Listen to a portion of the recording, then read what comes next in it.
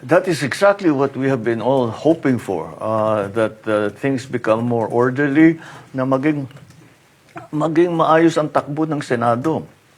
Dahil kung titignan ninyo, yung mga ibang priority bills na sinabi natin kung bakit ang special session ay dahil doon. First of all, talagang priority bill yun. That was identified months ago sa LEDAC. Talagang nandiyo na yun. Pangalawa, lahat dun tapos na sa House.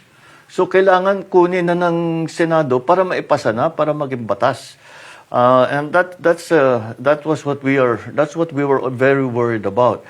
And of course, the appointments, the FA, yung appointments ng mga general, all of those just came to a dead stop nung nagkakagulo. Nung hindi pumapasok yung mga senador, di sila nagsesesyon, yun nga, you all know, I don't need to go through that. Alam ng lahat ng tao kung ano yung nangyari. Sana naman, sa paglagay ni Senator Sherwin bilang SP, ay mabalik naman tayo sa normal na patakbo ng Senado. And that they can take care of the business of government, the business of legislation, and all these necessary legislation that we listed to show that our priority.